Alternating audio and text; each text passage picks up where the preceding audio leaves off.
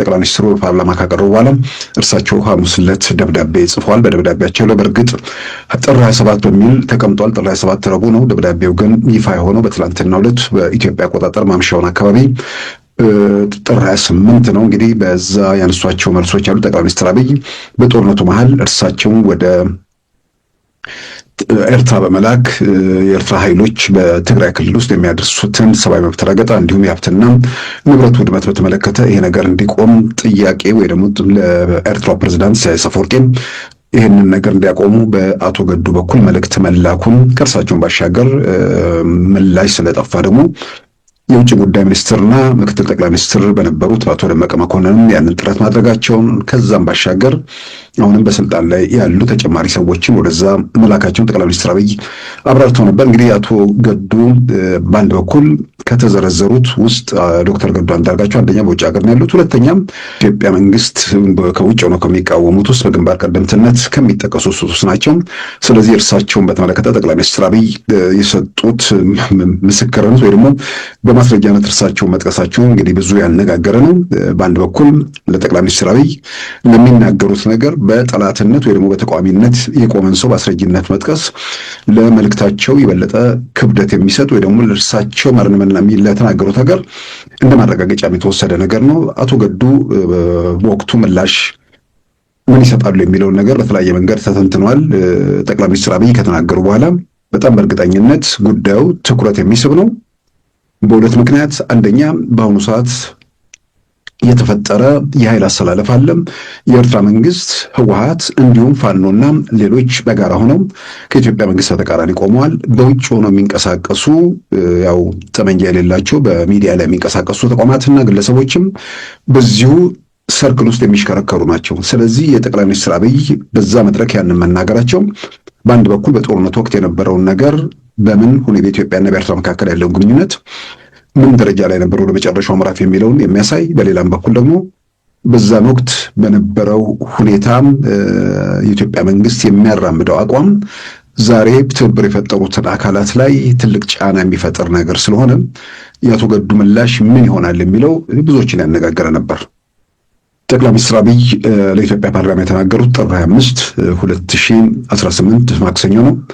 አቶ ገዱ ምላሽ የሰጡት ጥር 28 2018 ከ48 ሰዓታት በኋላ ማለት ነው።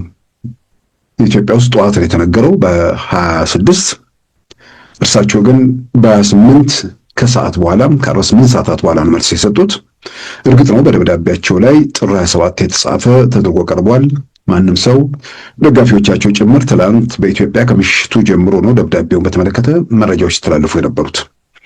ስለዚህ በማግስቱ መለስኩ ለማለት ሌላ ጊዜ እንዲመች ቀኑ ጥር 27 ተባለ። ትልቁ ነገር ምን መለሱ የሚለው ከመጣታችን በፊት ጠቅላይ ሚኒስትር አብይ ሲናገሩ በአቶ ገዱ በኩል የሚኖረው ምላሽ ምንድን ሊሆን ይችላል የሚለውን ነገር በተለያየ መንገድ የተለያዩ ወገኖች አንስተውታል። በእኔም በኩል በዚሁ መድረክ ላይ የተናገርኩት ነገር አለ።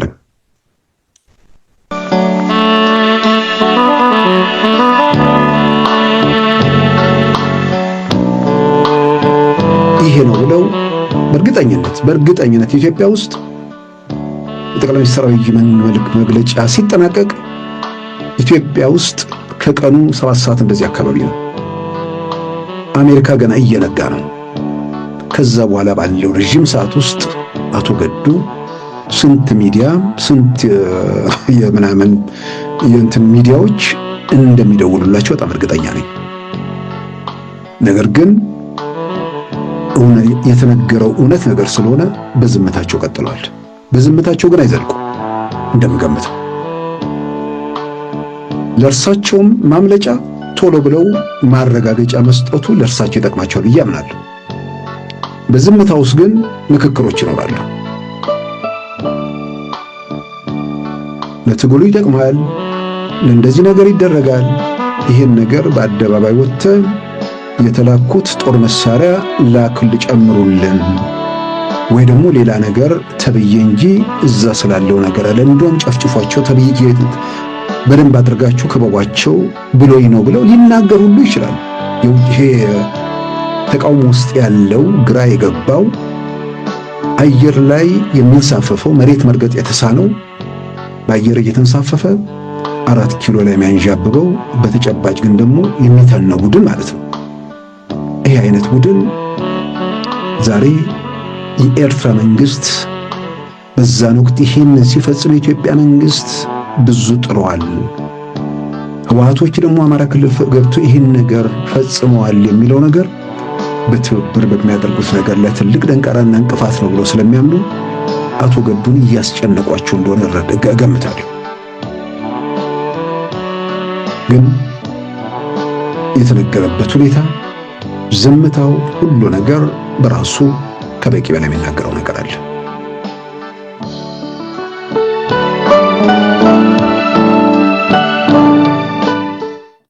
ጠቅላይ ሚኒስትር አብይ የኢትዮጵያ ወታደሮች ማለት የኤርትራ ወታደሮች ትግራይ ውስጥ የአክሱምን ጭፍጨፋ ጨምሮ ሀብትና ንብረት እየነቀሉ እያወደሙ መቀጠላቸው ስላሳሰበኝ ወደ ኤርትራም ፕሬዝዳንት መልእክተኛ ላኩኝ። የተላኩት አንደኛ የውጭ ጉዳይ ሚኒስትር ገዱ አንዳርጋቸው፣ ሁለተኛ ምክትል ጠቅላይ ሚኒስትር ደመቀ መኮንን እንዲሁም አሁን በስልጣን ላይ ያሉ ሰዎች የሚል አንስተዋል። ሁለቱም በስም ጠቅሰዋል። አሁን በስልጣን ላይ ያሉ ሰዎችን አልዘረዘሩም።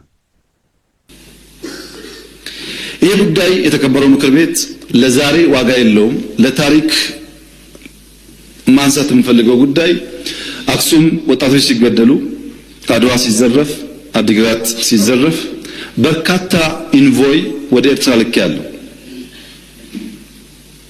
የላኳቸው ሰዎች ገሚሱ አሁን ከኛ ጋር የሉም። ለምሳሌ ክቡር አቶ ገዱ ያኔ የውጭ ጉዳይ ሚኒስትር ነበሩ።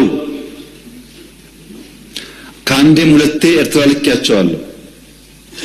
የላኳቸው የትግራይን ህዝቤን አታገሷቅሉ፣ ሀብቱን አትዝረፉ፣ ጸቡ ከቲፒኤልኤፍ እንጂ ከትግራይ ህዝብ አይደለም የሚል ነው። አቶ ገዱ አሁን እኛ ጋር የሉም፣ ግን ክር አላቸው፣ ህሊና አላቸው። ዛሬ ቢደብቁ በታሪክ ውስጥ ይወጣል። ለምን ጉዳይ ነው እንደተነጋገሩ እሳቸውም ያውቃሉ፣ ሻዕቢያም ያውቃል፣ እኛም እናውቃለን። አሉ አልሞቱም። እሳቸው አክሰስ ይደረጋሉ፣ ሊናገሩ ይችላሉ። ለክራቸው ሲሉ ለእምነታቸው ሲሉ ማለት ነው። ለምን ጉዳይ እንደሄዱ በእሳቸው መፈታት ሲያቅተው አቶ ደመቀ ልክ ያለው አቶ ደመቀ አሁን እኛ ጋር የሉም። በህይወት ስላሉ ለእምነታቸው ለሌላቸው ሊጠየቁ ይችላሉ። ለምን ጉዳይ እንደሄዱ ያውቃሉ። ከነሱም ውጭ አሁን ሲስተም ውስጥ ያሉ 2-3 ሰዎች ልክ ያሉ የቀድሞ 2 ባለስልጣናት ብለው ስማቸውን ባይጠቅሱ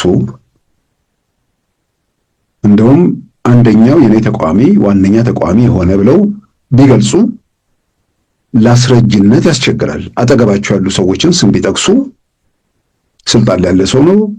ስልጣን ላይ ያለውን መንግስት ፍላጎት በየትኛው መንገድ ለማንጸባረቅ የሚገደድበት ሁኔታ አለ። ስልጣን ላይ ያሉ ሰዎች ግን ስልጣን ላይ ያለውን መንግስት ፍላጎት ሊያንጸባርቁ የሚችሉበት ሁኔታ ስለሌለ ስም የተጠቀሰው እንደውም ስልጣን ላይ የሌሉት በመሆናቸው ጠቅላይ ሚኒስትር አብይ ለሚናገሩት ነገር የበለጠ አስተማማኝ እንደ ማስረጃ አድርገው ሊወሰድ የሚችል ነገር ነው።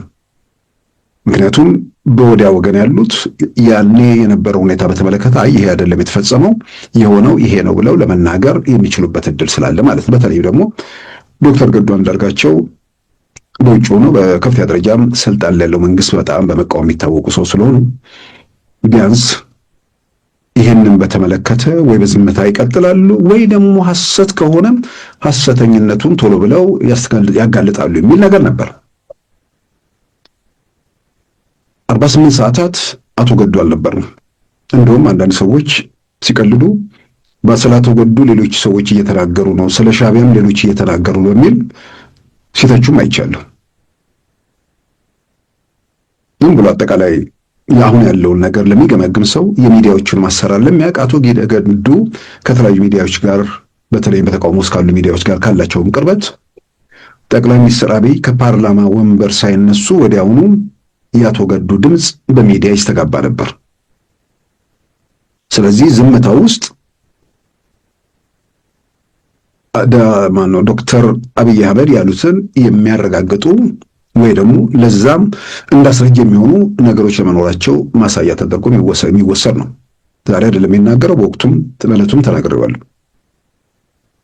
አቶ ገዱ ግን አጣብቂኝ ውስጥ ይገባሉ። በዝምታ መቀጠላቸውን ፍላጎታቸው ዝምታ ሊሆን ይችላል። ዝምታው ማመን ወይ ደግሞ የጠቅላይ ሚኒስትር አብይንም ለተናገሩት ማረጋገጫ ተደርጎ ስለሚወሰድ ያ ደግሞ አሁን በኤርትራ መንግስት ማለት በሻዕቢያ በህዝባዊ ወያነ ሓርነት ትግራይ ማለትም ፈራርሶ አሁን ትግራይ ውስጥ ባለው ቡድን እንዲሁም በፋኖ ሸኔ ምናምን በሚባሉት መካከል የተፈጠረው ትብብር ላይ ትልቅ ደንቃራ የሚፈጥር ነገር ነው። ህወሓት ትግራይ ውስጥ አሁን ያለው ህወሓት ከመቼውም ጊዜ በላይ የተንሳፈፈ ህዝባዊ መሰረቱን ያጣ ቡድን በመሆኑ ያቅምም የምንም በከፍተኛ ውሱንነት መኖሩ እንደተጠበቀ ሆኖ ህዝባዊ ተቀባይነቱ በጣም በከፍተኛ ደረጃ መሰረት የሌለው ቡድን እየሆነ መጣበት ሁኔታ የጠቅላይ ሚኒስትር አብይ መንግስት ቢያንስ በዛ ጦርነት ወቅት ህዝቡ ላይ የሚደርሰው መከራና ሰቆቃ በተመለከተ ከኤርትራ መንግስት ጋር ተነጋግሯል፣ እንዲያቆሙ ጠይቋል የሚለው ነገር የተፈጠረውን ትብብር ወይ ደግሞ ጽምዶ ትልቅ ጥያቄ ውስጥ የሚያስገባ ነገር ስለሆነ አቶ ገዱ ዝም ብለው እንዲቀጥሉ አይፈቅዱላቸውም። ለአቶ ገዱ አጣብቂኝ የሚሆነው አንደኛ እውነትን መካድ ሊገደዱ ነው። እውነትን በመካድ ውስጥ ደግሞ በተለያየ መንገድ ለተለያዩ ሰዎች ይህን በተመለከተ በቅርብም በሩቅም ላሉ ወዳጆቻቸው የነበረው ሁኔታ ማንም ሰው ይጓጓል እኮ። ምን ነበር በጦርነት ወቅት የተፈጠረው ነገር? ምንድነው በኢትዮጵያና በኤርትራ መካከል የነበረው ግንኙነት? በአደባባይ ከምናውቀው በስተጀርባ ምን ነገሮች አሉ የሚል ጠቅላይ ሚኒስትር አብይን በቅርብ የሚያክሰው ምን የሀገር ሚስጥር ከሆኑ ጉዳዮች ውጭ ማብራሪያ ይጠይቃል። አቶ ገዱ ደግሞ ከስልጣን የወረዱ ሰው ብቻ ሳይሆኑ ስልጣን ላይ ያለው መንግስት ተቃዋሚ ስለሆኑ ምናልባትም በሚስጥር ደረጃ የሚያዙ ነገሮች ሁሉ ሳያሳስባቸው የሚታወቁ የሚያውቁትን ነገር ሁሉ ለወዳጅ ዘመዶቻቸው፣ ጓደኞቻቸው ጉዳዩ አሳስበናል ለሚሉ እንደሚናገሩ ይጠበቃል። ስለዚህ የእሳቸውን አጣብቂኝ አንደኛ ጠቅላይ ሚኒስትሩ የተናገሩትን ማስተባበል፣ ራሳቸው ለወዳጅ ዘመዶቻቸው የተናገሩትን ነገር መካድና በነዛ ፊት ምንድነው አለመታመንን የሚያስከትል ስለሚሆን፣ በሌላም በኩል ጥገኝነት ጠይቀው አሜሪካ ውስጥ የሚኖሩ ሰው በመሆናቸው በተለይ ደግሞ ባለስልጣናት በአሜሪካ ኢሚግሬሽን ቢሮ ሲመረመሩ ወይ ደግሞ ጥያቄ ሲጠየቁ እጅግ በጣም ኑዛዜ በሚባል ደረጃ ምንም ነገር አይቀርም። ስለዚህ በዛ ሂደት ውስጥ በጦርነቱ ጋር በተያያዘ የሰጡት ማብራሪያ ውስጥ ይህን የተመለከተ ጉዳይ አንስተው ከሆነ ከዚህ የሚቃረን ነገር ውስጥ ከገቡ ደግሞ እዛ ጋር የሚፈጠር ነገር ይኖራል የሚል ስጋት ሊኖራቸው ይችላል። ስለዚህ ከዚህ ሁሉ ጣጣ በዝምታ መቀጠሉ ለእርሳቸው ይጠቅማቸዋል። የሆነው ነገር ትክክል፣ የጠቅላይ ሚኒስትር አብይ የተናገሩት ትክክል ከሆነ ትክክል ነው ብሎ አደባባይ ወጥቶ አይመሰክሩም። ዝም በማለት ግን በዚህ ምናልባት በጥገኝነት ጋር ተያይዞ ያለ ነገር ላይ ያለውን ነገር ችግር እንዳይፈጥርባቸው፣ በሌላም በኩል ደግሞ ለወዳጅ ዘመዶቻቸውና በተለያየ መንገድ የተናገሩትን ነገር ደግሞ ሲክዱ ሌሎችም ጥያቄ ውስጥ እንዳያስገቧቸው ዝምታው ለእሳቸው ይጠቅማል። ግን ዝምታው ደግሞ ጽምዶን በሻዕቢያም በህወሓትና ፋኖ ሸኔ ምናምን መካከል ያለው ትብብር ላይ ትልቅ ደንቃራ የሚፈጠር ነገር ነው። ወትሮውንም ተዳክሞ ያለው ቲፒኤልኤፍ ህዝባዊ መሰረቱን በከፍተኛ ደረጃ ያጣውና የበነ ዶክተር ደብረጽዮንና በጦር አበጋዞቹ የሚመራው ቡድን የበለጠ መሰረቱን የሚያጣበትና ከትግራይ ህዝብ ዋነኛው ጠላት ጋር የሚፈጥሩት ትብብር የሚለው ደግሞ የበለጠ ነገሩን ሊያወሳስብ ስለሚችል አቶ ገዱ ጽምዶ የሚባለውን ትብብር ለማዳን ማናቸውኑ ነገር ዋጋ መክፈል አለባቸው ብለው ግፊት ያደርጉባቸዋል። ከዚህ በተቃራኒ መሄድ ትግሉን የሚያዳክመው ወትሮውንም እየተበተነ እየደከመ ያለውን ደጋፊ የበለጠ ይበታትነዋል የሚል ስጋትም ስለሚኖር በዚህም በዚያም ብለው ግፊት እንደሚያደርጉባቸው ይታመናል። ስለዚህ በጽሁፉ ላይ እንደተረዳሁት እውነቱን ሙሉ በሙሉ መካድ ከብዷቸዋል። በተለያየ መንገድ ምናልባት በዋናነት ከዚህ ከኢሚግሬሽን ጋር የተያዘው ነገር ሊሆን ይችላሉ፣ ያላቀም። ዞሮ ዞሮ የኢትዮጵያ መንግስት ጠቅላይ ሚኒስትር አብይ ወደዛ ሲልኳቸው የሰብአዊ መብት ጉዳይን እንዳነሱባቸው ደብዳቤያቸው ላይ ገልጸዋል። አሁን ጥያቄው የኤርትራ መንግስት ወታደሮች ሰው እየገደሉ ነው፣ ሀብት ንብረት እያወደሙ ነው፣ እየነቃቀሉ ነው የሚል በዝርዝር እንደዚህ ብለው ነገሩኝ አልነገሩኝ የሚል ነገር ካልሆነ የሰብአዊ መብት ረገጣውን በተመለከተ በሁለቱም በኢትዮጵያም በኤርትራም ወታደሮች በኩል እየተፈጸመ ነውና ሁለታችንም ጥንቃቄ እናድርግ በሚል ስሜት እንደተላኩ የሚመስል ነገር ነው። እዛ ላይ እንግዲህ የተቀመጠው ከዲፕሎማሲም አንጻር አይ የኛም ጉዳት እያደረሱ እናንተም ጉዳት እያደረሳችሁ እረፉ፣ ይሄን ነገር እንቆጣጠር ማለት አቶ ገዱ በሰጡት ምክንያት ላይ የቀረበው ነገር ምንድነው?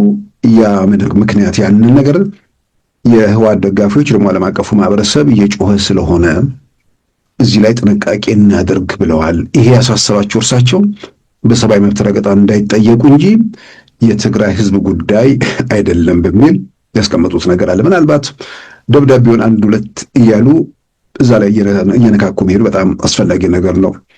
የውጭ ጉዳይ ሚኒስትርነታቸውን በተመለከተ በቅድሚያ ደብዳቤው በ25 ጠቅላይ ሚኒስትር አብይ ፓርላማ ማክሰኞ ማብራሪያ ሰጥተው ኤርትራ ሄዶ ይሄንን ልኬዋለሁ የሚለውን ነገር መልስ ለመስጠት 2 ቀን አያስፈልግም። እርግጥ ደብዳቤው 27 ተብሏል፣ የወጣው በ28 ነው። በማግስቱ መለስኩኝ ለማለት በሌላ ጊዜ እንዲመች ማለት ነው። እዛ ደብዳቤ ላይ እንግዲህ በውጭ ጉዳይ ሚኒስትር በነበሩበት ወቅት ልኬዋቸዋለሁ የሚለውን ውጭ ጉዳይ ሚኒስትር አልነበርኩም በአነጋገር የሆነ ነገር ውጭ ጉዳይ ሚኒስትር የሚለው ነገር እዛ ላይ መጠቀሱ ጽሑፍ እያነበቡ ስላልሆነ ባገላለጽ አንዳንዴ ጠቅላይ ሚኒስትር ያልሆነ ጠቅላይ ሚኒስትር፣ ምክትል ጠቅላይ ሚኒስትሩ ጠቅላይ ሚኒስትር ሊባል የሚችልበት ሁኔታ ይኖራል። ያኔ ውጭ ጉዳይ ሚኒስትር ብዙ ጊዜ ውጭ ጉዳይ ሚኒስትርነታቸው ሰው አምሮ ስላለ ሊሆን ይችላል። ጥያቄ መነሳት ያለበት ውጭ ጉዳይ ሚኒስትር ያልሆነ ሰው የማይላክበት ቦታ ላይ ተልከው ይህንን አውቀው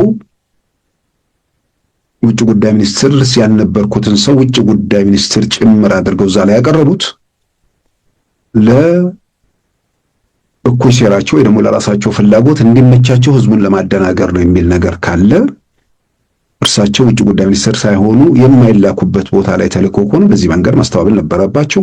መልእክተኛ ሄደው ሆነው መሄዳቸውም አረጋግጠዋል። የገረመኝ ውጭ ጉዳይ ሚኒስትር አልነበርኩም መልእክተኛ ሆኜ ሄጃለሁ ብለው የሀገሪቱ የብሔራዊ ጸጥታ ወይ ደግሞ የጠቅላይ ሚኒስትሩ የብሔራዊ ደህንነት አማካሪ በዛን ወቅት እንደነበሩ ደግሞ መናገር አልፈልጉም። እሱ ደግሞ አስገራሚ ነገር ነው። የብሔራዊ ደህንነት አማካሪ የሆነ ሰው ወደዛ መሄዱ የሚጠበቅ ነገር ነው።